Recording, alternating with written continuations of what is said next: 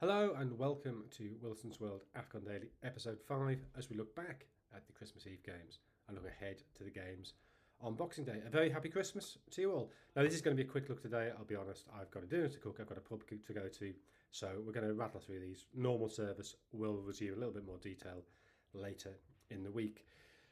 Riyad Mahrez scored twice. Algeria got off to a winning start, confirming the impression they'd given in World Cup qualifying that they are a very good, very fluent team going forward. They beat Sudan 3-0. Hisham Badawi set up the first for Mahrez with a smart back heel early on, and the game was effectively decided 6 minutes before half-time when Salah Adel was sent off, picking up a second yellow card. Mohamed Amir teed up Mahrez for his second before Ibrahim Mazamade made it 3-0 with 5 minutes remaining. The other game in that group was probably the most eventful, most entertaining of the day. Burkina Faso, who I have to say I quite fancied before the tournament. I thought could get to quarterfinals, semi-finals. I thought they actually played pretty well, with Karma finishing, bit of luck in the box. They could have won this game quite easily. As it was, Equatorial Guinea were extremely sprightly, much more attacking than anticipated. They had Basilo and Dong sent off 5 minutes after half-time, but they kept going forward, they kept causing a threat, and it was Equatorial Guinea who took the lead 5 minutes before time. Marvin Anibo, the substitute, heading in from a corner. So it looked at that point, so it could be a real crushing defeat for Burkina Faso. But they got goals in injury time from Georgie Munungu and Edmund Tapsoba to give them a 2-1 win they probably deserved. Equatorial Guinea, you do wonder why they were quite so attacking, even 1-0 up with 10 men. Maybe a bit of naivety there, but they are good to watch, and that was a bit of a surprise. So they certainly, I think, could go through as the best third place team. Group E, a lot less eventful. Ahmad Jallo got the only goal as Ivory Coast missed a load of chances in beating Mozambique. And then Carl Etta Ayong's early goal gave Cameroon victory over a disappointing Gabon. Cameroon, conversely, rather better than a lot of people had feared, given all the chaos around Samuel Eto'o taking over the team and sacking the Marc Brice, the Belgian coach, and replacing him with his assistant, David Pagou. So the Boxing Day games, as Group A and Group B, they play their second matches. No doubting the big game of the day, that's Egypt against South Africa at 3 p.m. UK time in Agadir. Both won their opening games 2-1.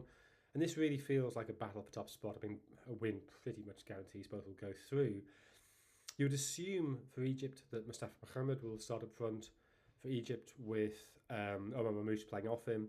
They looked a lot better in that opening game after against Zimbabwe. They looked a lot better in that opening game after the non-striker would come on. So this is a chance for them to tweak that, make sure that does work. Equally, you would expect for South Africa, with Chipang Mosemi, who played really well to coming on at half-time, you'd assume he will start. And I think this really is a test. It doesn't really matter, as I say, in terms of who qualifies, but just a test of, are these sides real contenders? Are South Africa good enough to really push into the semis, maybe beyond? And can Egypt find a system that gets the best out of their stars? The early game, 12:30 UK time, is the other game in that group.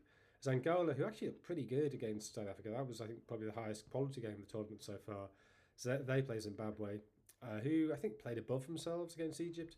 The danger is that although they showed a lot of potential in that game, did they wear themselves out? Have they got enough in the tank to keep going and produce that sort of performance again? Then at 5:30 in Group A, it's Zambia, who looked pretty good once they'd gone behind against Mali in their opener. They take on a stubborn Comoros, who lost 2-0 to Morocco. That really is a chance, I think, for Zambia to get a win that would guarantee their progress. And then the day concludes at 8 p.m.